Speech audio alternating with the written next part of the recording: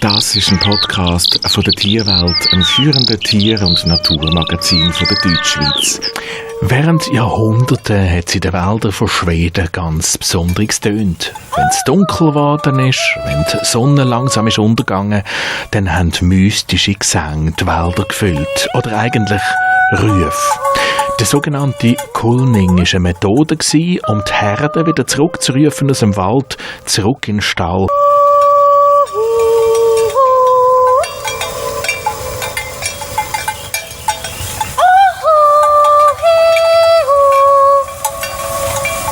Eine von diesen Frauen, die die Kunst vom Kulning heute noch beherrscht, ist Jonna Jinton. Sie lebt in Grundtjärn, einer kleinen Siedlung in Schweden.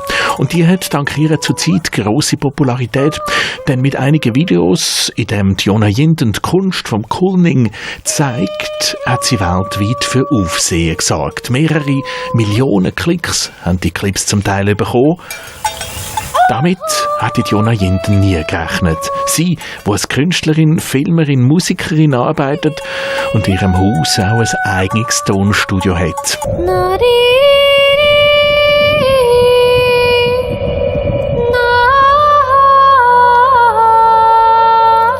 Kennengelernt habe sie die Kunst vom Kulning, wo sie gerade 12 war, sagt Jonna Jinton am Telefon. I heard about it the first time when I was 12 years old.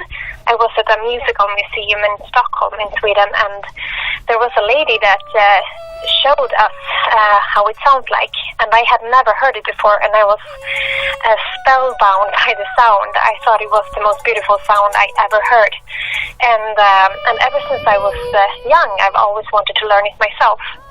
But since you have to make a lot of noise when you practice, because you can't practice this quietly, you have to, give it all and let it all out. It was perfect when I moved away to a little cottage in the forest, because then I could make a lot of noise without disturbing anyone. So that's when I started to practice. I was out in nature and started to do these voice techniques, and every summer we have some cows going in the fields around here, and then I started to practice on the cows, to call them, just like they used it before. Der erste Kontakt mit Kulning hat Jonna Jinton im Alter von 12 gehabt. Damals war sie mit ihrer Schulklasse in einem Museum in Stockholm, in einem Musikmuseum. Und die Museumsleiterin hat ihnen die Klänge vorgespielt. Noch nie, sagt sie, habe sie so etwas wunderbar Schönes gehört. Für Jonna Jinton war klar, das wette ich auch können. Nur sei es eben schwierig, Kulning zu üben, denn das mache ich Lärm und man müsse laut singen, alles rauslassen.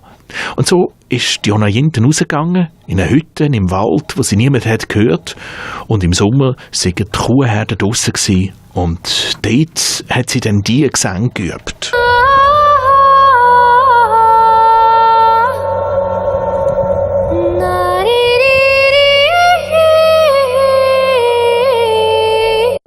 Wie haben die Kühe auf den Gesang von der Jonna Jinton reagiert?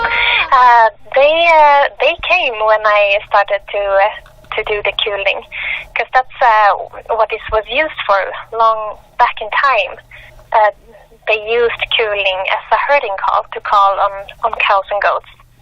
So they listened and came, but the cows are very curious, so I guess you can do anything and they will come.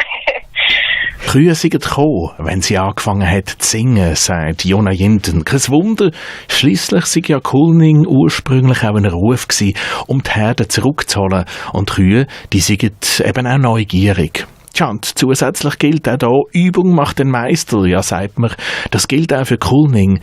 Wenn eine Frau diese Technik lernen will, worauf muss sie achten? Well, first of all, actually, everyone can learn Kulning.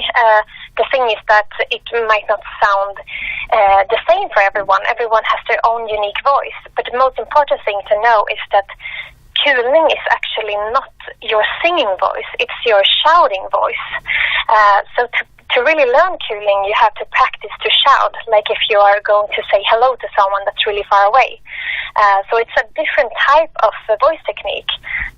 So start there by shouting to people and using the loud voice. Grundsätzlich, sagt Jonna Jinton, grundsätzlich können alle Kulning lernen. Wichtig ist einfach, dass man sich bewusst ist, dass man dabei nicht die Singstimme verwendet, sondern die Rufstimme. Und jeder Mensch hat ja eine eigene Stimme. Kulning sei es Rufen. Am besten übt man das darum, als würde man jemandem rufen, der weit weg ist. Und das ist halt eine andere Technik als Singen. Wer Kulning lernen will, der kann sich nicht auf Noten berufen. Improvisieren ist angesagt. Aufgeschrieben sind die Melodien nämlich nicht. No, actually, Kulning is supposed to be improvised because when it was used, it was to call the cows back in the evenings and when they were in the forest. And you never knew for how long you were supposed to call, so you had to improvise. So it's not like a beginning and an end. You improvise, and that's usually how I do my songs. But when I record in my studio, of course, I know the song in the beginning, but I just, when I make a new song, I just, spontaneously see where it goes. Everything. Nein, aufgeschrieben sind die Melodien nicht. Schliesslich ist ja Kulning eine Technik, um Kühe zurückzurufen am Abend, wenn sie irgendwo in den Wäldern in Schweden sind gsi. Und man hätte nie gewusst, wie lang als man hätte müssen rufen. Und so hat man angefangen zu improvisieren. Aber eben, auch das muss man zuerst ein bisschen üben.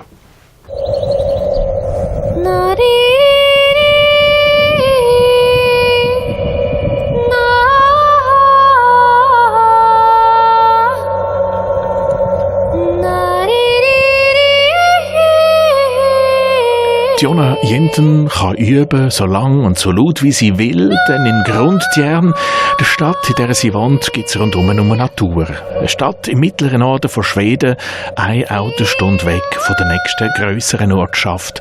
Yeah, it's where I live in the middle north of Sweden, and I live about an hour from the closest city, so it's a lot of nature around. It's endless forests and beautiful lakes, and it's a very inspiring area. I guess that's why I live here, because the nature around me inspires me so much.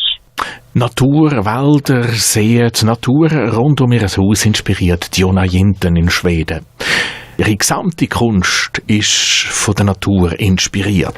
Nature means everything to me. I know that if I wouldn't have lived here, if I would have still lived in the city where I grew up, I would have never been able to sing or to do anything of the art that I do. I think everything is inspired from the nature, that I can just walk out of my door and be in the forest, and it means everything.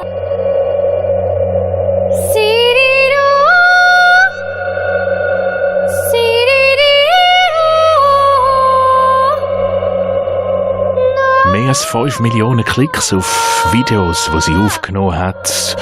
Zum Beispiel Kulning, an Ancient Herd Call. Damit hat Jonna Jinton nie gerechnet. Hat sie den unerwarteten Erfolg inspiriert, mehr Kulning zu singen und in ihrem eigenen Studio aufzunehmen? Yeah, definitely. Especially since I got so much response from people all over the world. They really felt something, like they really liked it. I felt that I could give people something with the music, so I'm working with it more seriously now. I'm planning to make an album with Kulning and to continue uploading songs, and so I really look forward to learn more, and I'm also pretty new to Kulning. I just learned 3 years ago, so I feel like I have a lot to learn still. Everything.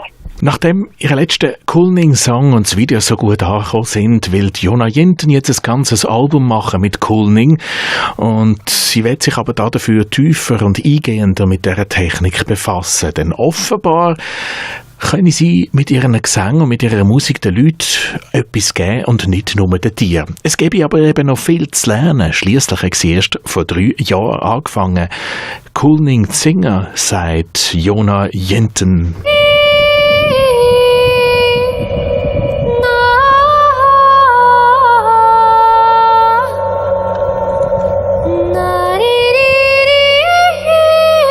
Mit ihrem Erfolg hat Jonna Jinton Kulning wieder ins Bewusstsein von der Bevölkerung und von vielen Internet-Userinnen und User gerückt. Gibt es denn so etwas wie eine Welle momentan in Schweden mit Kulning-Gesang?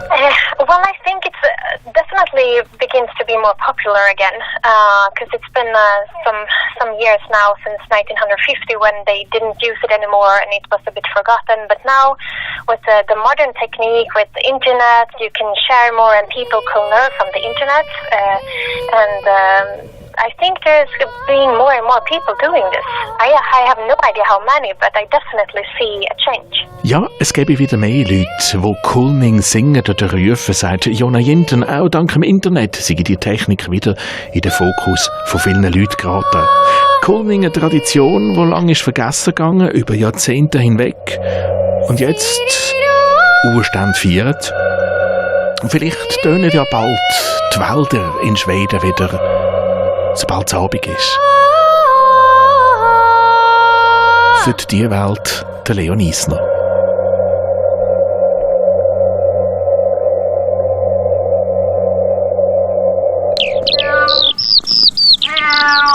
Das ist ein Podcast von der Tierwelt, einem führenden Tier- und Naturmagazin von der Deutschschweiz. Abonnieren können Sie die Tierwelt unter tierwelt.ch.